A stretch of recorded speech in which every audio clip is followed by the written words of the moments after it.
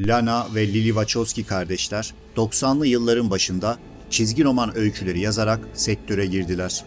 1991'de kült korku serisi Hellraiser'ın birkaç sayısının senaryosunu yazdılar. Ardından 1994 yılında Ecto Kid isimli çizgi romanın 6 sayısını kaleme aldılar. Marvel bünyesinde çıkarılan bu çizgi romanlarda sadece Larry Wachowski ismi yazıyordu. Ancak kardeşler aslında öyküleri birlikte tasarlıyorlardı. Ecto Kid'in hikayesinde fiziksel bedenini aşarak diğer boyutta özgürce hareket etme yeteneği kazanan bir karakter vardı. Tanıdık geldi mi? Wachowskiler Ecto Kid'in çizeri Steve Skroce ile bu şekilde tanıştılar. Steve Skroce o yıllarda X-Men ve Spider-Man çizgi romanlarında da çizerlik yapıyordu. Sonraki yıllarda Matrix'in storyboardlarını çizecek olan Steve Skroce, Wachowskilerin diğer yapımlarında da onlarla birlikte çalıştı. They wrote the first comic book that I ever got a chance to work on way back when my big break in comics was called Ecto Kid.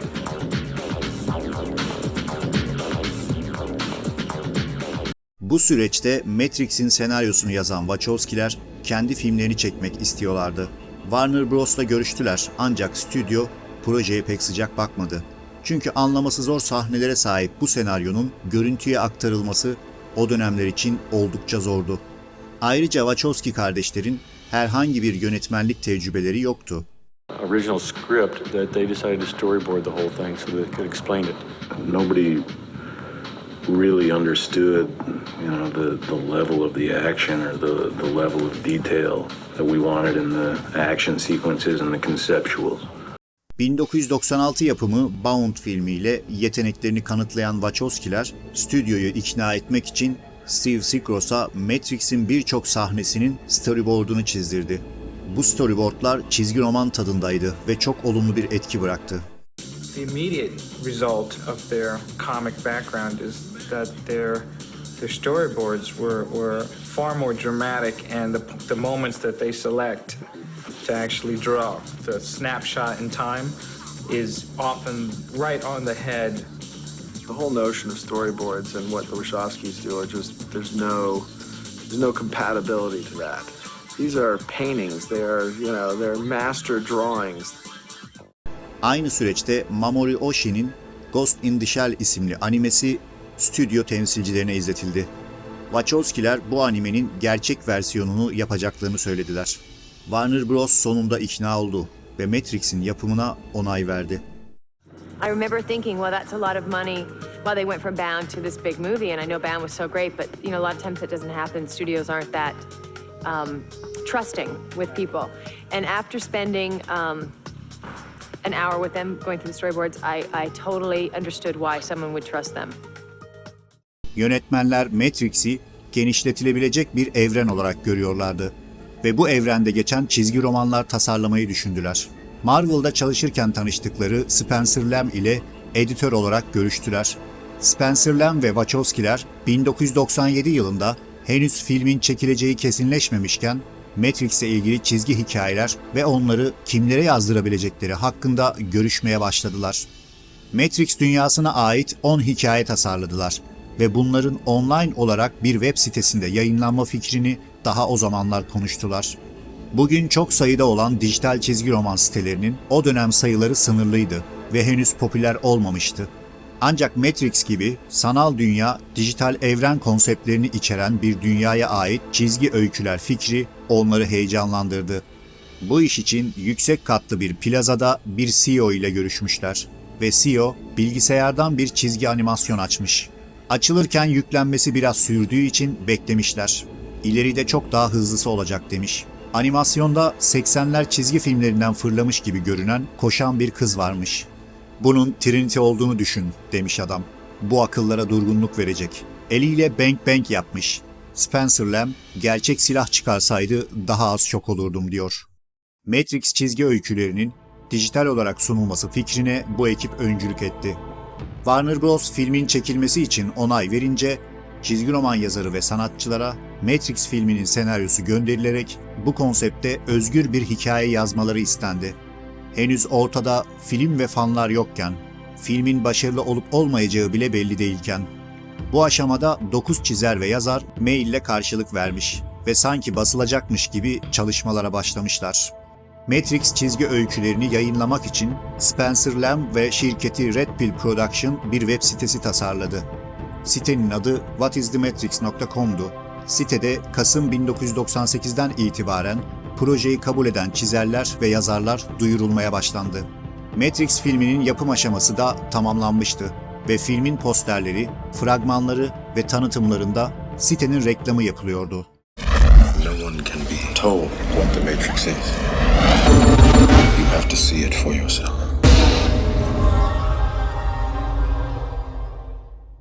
Yayınlanan ilk hikaye System Freeze'di. Sandman serisiyle bilinen yazar Neil Gaiman'ın da bir öykü üzerinde çalıştığı sitede duyuruldu. Neil Gaiman'ın Goliath ismini verdiği hikayesi, Matrix filminin vizyona girdiği gün olan 31 Mart 1999'da siteye eklendi. Bir gün sonra 3 hikaye daha yüklendi. Sinemada filmi izleyenler Beyaz Tavşan'ın peşinden giderek Matrix'in ne olduğunu daha iyi anlayabilmek için siteye girmeye başladılar. Diğer film sitelerinden farklı olarak Matrix nedir anlamına gelen site ismi de insanların ilgisini çekmişti. Sitede yer alan bir bölümde insanların Matrix'in ne olduğuna dair fikirlerini yazabilecekleri bir forum vardı.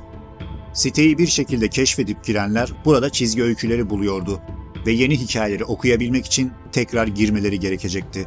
Lana ve Lily Wachowski de Matrix'in geçmişine yönelik kısa bir öykü yazdılar. Bits and Pieces of Information isimli bu öyküyü Jeff Darrow resimledi. Jeff Darrow, Frank Miller'ın yazdığı Hard-Boiled isimli bilim kurgu kitabının çizeriydi ve Wachowski'ler Hard-Boiled'ın çizimlerini çok seviyordu. Matrix filminde çalışması için Jeff Darrow'a teklif götürdüler. Ancak bu kişilerin isimlerini hiç duymamış olan Darrow, Matrix'in senaryosunu okumak istedi. Okur okumaz da henüz hiç tanınmayan Wachowski'lerin teklifini kabul etti. Jeff Darrow came aboard and did a lot of conceptual work. I only knew two comics of Jeff's before. One of them, a legendary comic, Hardboiled, of course, and then Big Boy, which was not so famous, but Hardboiled among comics people is pretty well known. I had Hard Boiled on my shelf like millions of other people, and all I could assume was that the man behind that was the most demented individual on the planet. They'd seen some drawings that I did that could have corresponded to images they had, especially with the sentinels and the robotic part of it. And I think they said that they liked the level of detail that I put in drawings. You draw so many details that it becomes serene. At the same time, inside it, in every section of it, is madness. In many ways, Jeff is wired to Larry and Andy's brain. I mean, they're all wired on the same circuit. Jeff Darrow, Steve Sikros ile birlikte Matrix serisinin baş konsept tasarımcılarından biri oldu ve filmin yapımına onay çıkması sürecinde önemli kişilerden biri oldu. Stuff they only hinted at in the first movie, I actually had to come up with, and it was a lot harder. The stuff that we'd draw, it would give them ideas so they could say, I can now do this, I can now do that. Storyboard is basically, a comic book of the movie. Jeff and Steve could visualize what the boys wanted to see so that everybody else could get on board. Film çıkmadan evet diyenlerden biri ünlü bilim kurgu yazarı Harlan Ellison'dı. Wachowski kardeşler Ellison'ın hikayelerine hayrandı. İlk Matrix filminde Neo'nun ağzı kapalıyken çığlık atmaya çalışması "Ağzım yok ve çığlık atmalıyım" isimli öyküsüne bir saygı duruşuydu. Ellison yönetmenlerin Matrix öyküsü teklifini kabul etmiş olsa da sitede duyurusu yapılmasına rağmen öyküyü hiçbir zaman tamamlayamadı. Film gösterime girmeden önce sitede 16 sayfalık bir tanıtım kitapçığı duyurusu yapıldı. The Matrix Comic Book Preview isimli bu kitapçığın sinema salonlarında hediye edilmesi düşünüldü. İçerisinde çizgi roman tanıtımı, Paul Chadwick'e ait Deja Vu isimli çizgi öykünün tam hali, bazı yazarlara ait konsept çizimler ve Matrix Soundtrack albümünün tanıtımı vardı. Bebek fetüslerinin göründüğü ürkütücü kapağını Jeff Darrow çizmişti. İçerik tartışmalı bulundu ve stüdyo risk almamak için kitapçıkları geri toplattı. whatisthematrix.com isimli internet sitesinde Matrix evrenine ait Birbirinden bağımsız öykülerin yayınlanacağı duyurusu şöyle yapıldı. Matrix anlatılması kolay bir film değil. Beklenmedik karmaşıklıktaki bir öykünün altında özünde bir fikir filmi var. Ve bu projeye ilham veren de bu fikirler. Matrix dünyasında geçen öykülerden oluşan bir koleksiyon. Öyküler filmden bağımsızdır. Hiçbir uyarlama değil. Katkıda bulunanlar günümüzün çizgi roman sektöründe çalışan en yetenekli sanatçı ve yazarlarından bazılarıdır.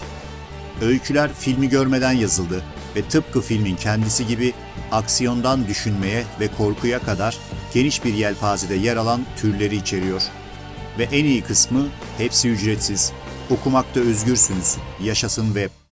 Comics are graphic type storytelling when you can freeze a moment and make an image that sort of sustains and, has a kind of power. You can't really do that in film either. We tried to do that. İlk Matrix filmi sinemalara gelince tüm dünyada bir fenomene dönüştü ve hemen devam filmlerinin yapımına başlandı. Filmin popülaritesiyle birlikte projeye yeni çizerler dahil oldu ve sitede hikayelerin sayısı artmaya başladı. 2000 yılında Spencer Lamb editörlüğünde The Art of the Matrix kitabı basıldı. Çizgi roman gibi olan bu çalışma Matrix'e ait çizimler, eskizler, storyboardlar, konseptlerle birlikte orijinal ve değiştirilen senaryo örneklerini içeren bir kitaptır. Bu kitap sinema alanında o döneme kadarki en kapsamlı kamera arkası kitaplarından biri oldu. 2003 yılı Matrix yılı ilan edildi ve bu yılda 2 film, bir anime antolojisi, bir video oyun ve soundtrack albümlerle birlikte ilk çizgi roman kitabı da basıldı. The Matrix Comics Volume 1 adıyla basılan bu ciltte web sitesinden seçilmiş 12 öykü yer alıyordu ve toplam 160 sayfaydı. 2004 yılında The Matrix Comics Volume 2 adıyla yine 12 hikayeden oluşan 176 sayfalık ikinci cilt geldi. Kitaplar Wachowski'lerin Spencer Lamb ile birlikte kurdukları ve çizerler Jeff Darrow ile Steve Scrosi'nin de destek verdiği çizgi roman şirketi Burlyman Entertainment tarafından basıldı. 2004 yılındaki çizgi roman festivali Comic Con'da Burlyman Entertainment'ın standı vardı. Hiç röportaj vermeyen ve medyada görünmeyen Wachowski'ler Matrix çizgi roman kitaplarını imzalamak için Comic Con'a geldiler. Yine de diğer Matrix ürünlerinin yanında Matrix çizgi roman kitaplarının dünya çapında pek talep gördüğünü söyleyemeyiz. Çünkü zaten hepsi internet sitesinden ücretsiz olarak okunabiliyordu. 2019 yılında yani ilk Matrix filminden ve internet sitesindeki ilk çizgi öykünün yayımlanmasından 20 yıl sonra tüm öyküler ve çizimler The Matrix Comics'in 20. yıl özel baskısında toplandı. Daha sonra bu baskının farklı kapak versiyonları da çıktı. The Matrix Comics'in editörlüğünü yapan Spencer Lamb, 20. yıl baskısının ön sözünde şöyle yazdı. Bu kitabın asla var olmaması gerekiyordu. Matrix dünyasında geçen bu öyküleri sipariş etmeye başladığımızda onları basmak niyetinde olmadan çevrim içi olarak yayınladık. Kaşık gibi kitap da yoktu ve çizgi romanları sanki Matrix'in kendisiymiş gibi dijital tutarak bu fikre eğildik. Kitap olarak basmamızı isteyen birçok mail aldık. Orijinal çevrim içi lansmanımızdan 4 yıl sonra nihayet rahatladık ve her biri 12 öyküden oluşan 2 karton kapaklı koleksiyon yayınladık. Yine de lüks bir baskı bir yana, tüm öykülerin bir arada olduğu ciltli bir versiyonu asla basmadık. İşte burada 20 yıl sonra ve ilk kez. 1998'in son aylarında ilk filmden önce kurulan Matrix'in internet sitesi içerik olarak gittikçe gelişti. Sitede haber güncellemeleri, Animatrix kısa filmleri, Fly baby, fly. Matrix felsefesiyle ilgili bölümler, röportajlar, VR set turları, görsel efekt çekimleri, dijital 3D modellemeler, retro video oyunları,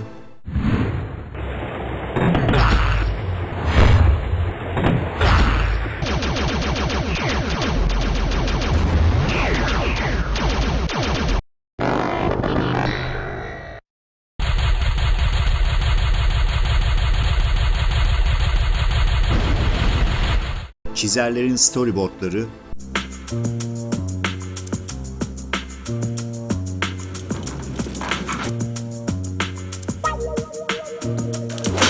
kamera arkası fotoğraflar,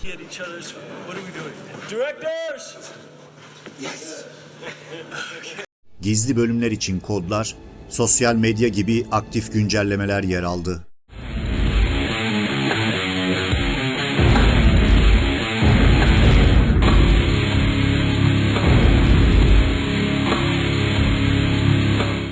Web sitesindeki tüm bu genişlemeye rağmen her şey aslında o ilk 10 çizgi öykünün dijital olarak yayımlanma fikrinden doğdu. The human body generates more bioelectricity than a 120-volt battery and over 25,000 BTUs of body heat. Matrix Comics'teki öyküler, Matrix üçlemesindeki anlatıya bir katkıda bulunmuyor. Hatta oldukça vasat öyküler de var. Ancak bazıları bir Animatrix bölümü olacak kadar iyi ve bu evrene dair akla takılan bazı soruları cevaplıyor. Mavi hapı aldığınızda ne olur? Matrix'ten çıkma potansiyeli olan kişiler kimler? Zion'da ekmeği kim yapıyor? Gerçek dünyada yaralanırsanız sanal bedeninize ne olur? Makineler ve insanlar arasında ateşkes ne durumda? Wachowski'lerin Matrix tarihine dair yazdıkları ilk isyan eden robot öyküsünün detaylarını öğrenmek, Zion'da genç bir Morpheus'la tanışmak veya uzaylıların makinelere saldırdığı evren genişleten öyküler için bu çizgi romanı okumanız gerekebilir. Ama merak etmeyin, Matrix kısa öykülerinin hepsine ayrı ayrı video yapmayı düşünüyorum. Bu videoların yapımına destek olabilmek için kanala abone olmayı, bildirimleri açmayı ve yorum yapmayı unutmayın.